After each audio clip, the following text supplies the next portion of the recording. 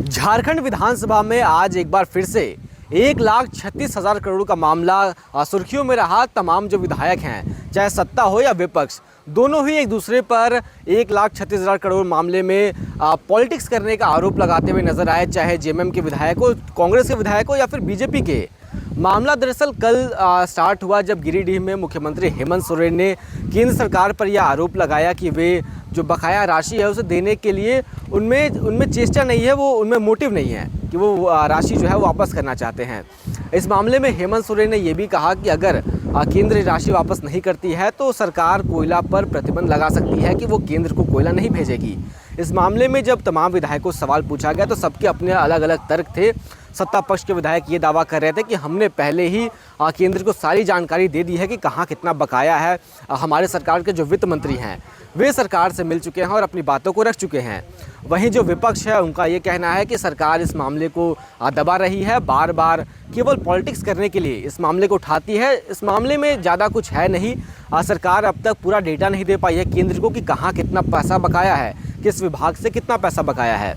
जयराम महतो उन्होंने भी आज एक बड़ा ही रोचक बयान दिया है इस मामले में। उनके मुताबिक 1,36,000 करोड़ में 1 लाख करोड़ जो राशि है वो रैयतों की है। उनका दावा ऐसा है कि जो 1 लाख करोड़ है वो रैयतों का पैसा है, वो लैंड का पैसा है, लैंड रेवेन्यू का पैसा है, जो कि हेमंत सरकार छुपा रही है। और रैयतों का पैसा जो है वापस ना करने के कारण ही जो जीएम लैंड है, जो गैर मजरूआ लैंड है, जो कि रैयतों की ज़मीन है, उसका जो मोटेशन है वो बंद किया हुआ है ताकि जब पैसा आ जाए केंद्र से तब मोटेशन बाद में शुरू की जाए और जो रेवेन्यू का पैसा है वो सरकार अपने पास ही रख ले।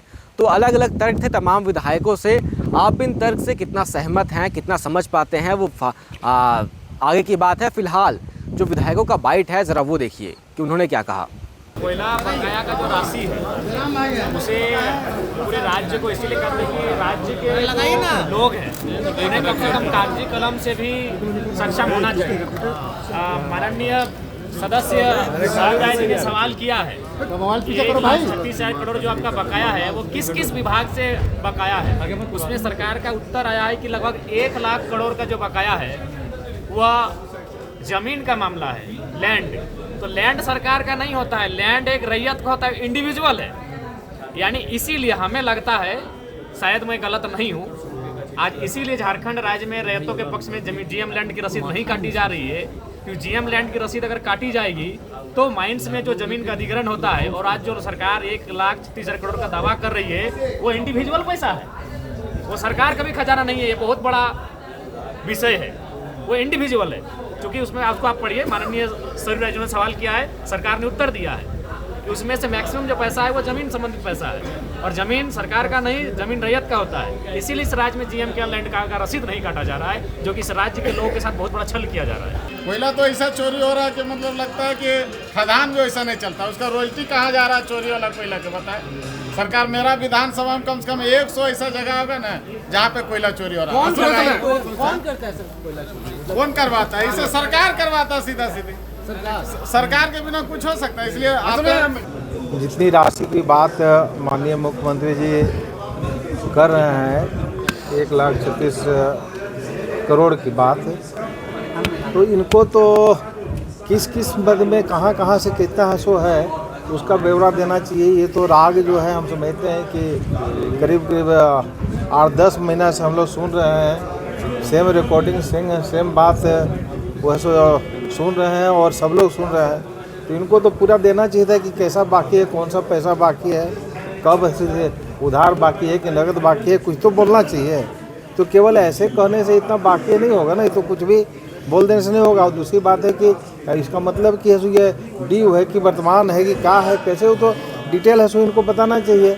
जो डिटेल तो ऐसे मांग रहे हैं लोग, ऐसे उनको मिलना चाहिए, लेकिन इन्होंने तो नहीं कहा। इसलिए हम तो समझते हैं कि ये अब तो चुनावी कि एजेंडा जैसा था, तो चुनाव तो खत्म हो गया, अब तो उसको राग को अब नहीं अलापना चाहिए। आप लोग भी सब इस चीज़ को जान रहे हैं कि भाई जो राशि केंद्र सरकार ने रखी हुई है राज्य सरकार की, हमारे झारखंड की, वो राशि को ये लोग देने में आनाकानी कर रहे हैं, जिसको लेकर के बार बार डिमांड की जा रही है। यहाँ तक कि माननीय मुख्यमंत्री जी के माध्यम से इस पर पत्राचार भी किया गया है, लेकिन अभी तक केंद्र सरकार इसको रिटर्न नहीं कर रही है। जबकि माननीय हमारे वित्त मंत्री जी खुद जा कर के मिल चुके हैं और वहाँ पे एक्सेप्ट भी किया गया है कि हाँ हमारे पास झारखंड का जो राशि है वो बकाया है और जिसको हम लोग देंगे वो एक्सेप्ट भी कर रहे हैं, लेकिन देने में इतना विलम्ब हो रहा है जो एक चिंता का विषय है। और कहीं ना कहीं हमें ये लगता है कि केंद्र सरकार पूरी तरह से हमारे झारखंड के प्रति सोचने में विफल है और वो अन्य राज्य को बड़ा ही विस्तृत रूप से देखने का काम करती है जहाँ पे उनके गवर्नमेंट हैं,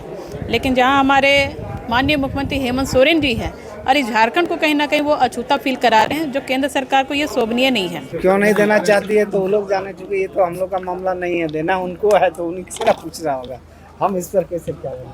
सरकार तो केंद्र सरकार तो केंद्र को देना है, आपको लेना है, हम लोग को लेना है, इसलिए तो बार बार बोला, चुनाव से पहले भी बोले थे, कल सदन में भी ये मामला बाबूलाल जी भी उठाए थे और सदन में सकारात्मक तरीके से माननीय वित्त मंत्री ने इस बात को बोला है कि भाई जो है हम लोग लीगल तरीके से भी उसको लेने का उपाय करेंगे, लेकिन लेंगे तो जरूर।